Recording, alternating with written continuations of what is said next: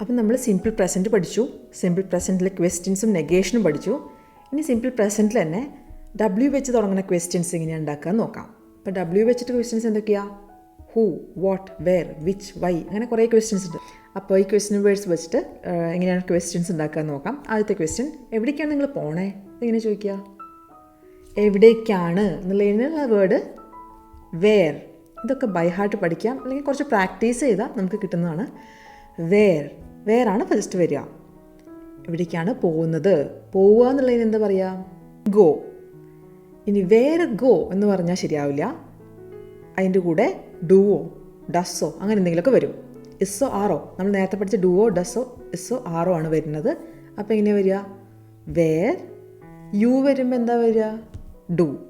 Where do you go? Where do you go? ഇനി നിങ്ങൾ ആരാണ് ഇതിങ്ങനെ ചോദിക്കും. ഹൂ എന്നാണ് ചോദിക്കുക. Who are you? ഇത് കുറച്ചുകൂടി പരിചയം ഉണ്ടാവില്ല എല്ലാവർക്കും. Who are you. ഇവിടെ യുവിൻ്റെ കൂടെ ആറാണ് വരുന്നത്. നിങ്ങൾ ചോദിക്കുകയാണ് ഹൂ ആർ യു, കാരണം അവിടെ വേറെ വേർബ് ഇല്ലല്ലോ. Who are U. ശ്രീലങ്കയുടെ പ്രസിഡന്റ് ആരാണ്? ഇതെങ്ങനെ ചോദിക്കും. Who is the president of Sri Lanka.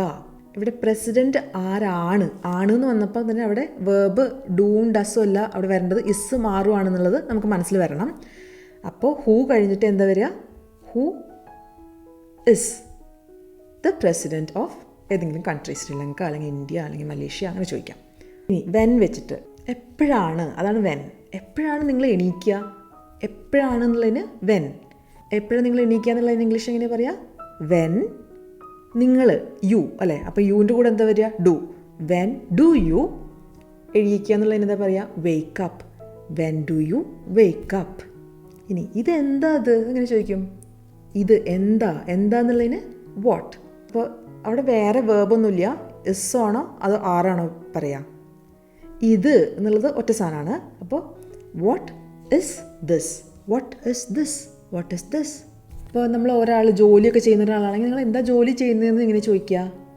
നിങ്ങൾ എന്താ ചെയ്യുന്നതെന്ന് ചോദിക്കില്ലേ, അങ്ങനെ ചോദിക്കുക. What do you do? What do you do? യുവിൻ്റെ കൂടെ എപ്പോഴും ഡു ആണല്ലോ. What do you do? അപ്പോൾ ഇവിടെ രണ്ട് ഡു വന്നിട്ടുണ്ട്. ആദ്യത്തെ ഡു യുവിൻ്റെ കൂടെ വരുന്നൊരു ഡു ആണ്, ക്വസ്റ്റ്യൻ ചോദിക്കുന്നതിന് വേണ്ടിയിട്ട്. അവസാനത്തെ ഡു ചെയ്യുന്നത് എന്നുള്ളതിന് ഡു ആണ്. What do you do? ഇനി വൈ എന്ന് വെച്ചാൽ എന്താ അർത്ഥം? എന്തിനാണ്, എന്ത് കാരണം കൊണ്ടാണ് എന്നുള്ളതാണ് വൈ എന്ന് പറഞ്ഞാൽ. അപ്പോൾ ആരെങ്കിലും വൈ എന്ന് ചോദിച്ചാൽ എന്തുകൊണ്ട് എന്നാണ് അവർ ചോദിക്കുന്നത്. ഒരു ഉദാഹരണം പറഞ്ഞാൽ, നീ എന്തിനാണ് ഈ വലിക്കുന്നത്? Why do you smoke?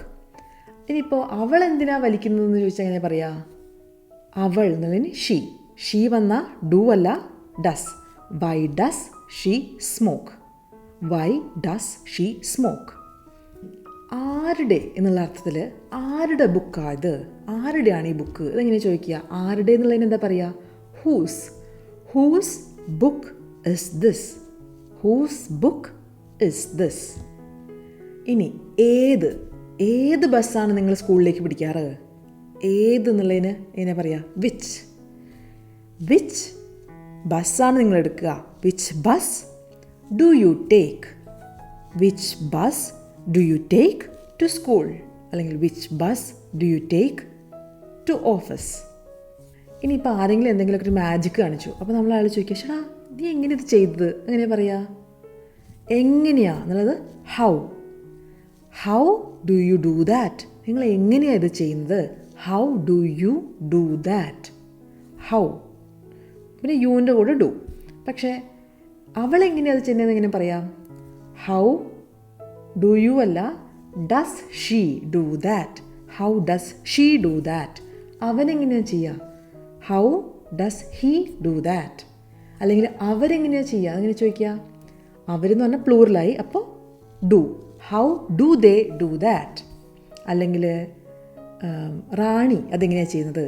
റാണി എന്ന് പറഞ്ഞാൽ ഒരാളാണ്, അപ്പോൾ ഡസ് ആണ് വരിക. How does Rani do that? അതുപോലെ തന്നെ how does she do that പോലെ തന്നെയാണ് വരുന്നത്. How does Rani do that? ഇപ്പോൾ ക്വസ്റ്റ്യൻ വേർഡ്സ് മനസ്സിലായി എന്ന് വിചാരിക്കുന്നു. ഈ വീഡിയോ ഇഷ്ടമായിട്ടുണ്ടെങ്കിൽ അഭിപ്രായങ്ങൾ കമൻസിലൂടെ അറിയിക്കുക. അടുത്ത വീഡിയോയിൽ കാണുന്നവരേക്കും ബൈ.